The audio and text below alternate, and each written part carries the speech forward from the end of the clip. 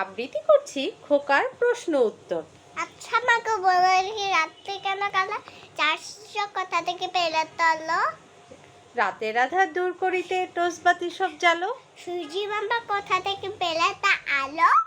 সূর্যি মামার চেয়ে বরং চাঁদ মামাটাই ভালো। ফুলগুলি নাম কেমন করে হয়? হলে তোমার সমস্যা কি, তোমার কিসের ভয়?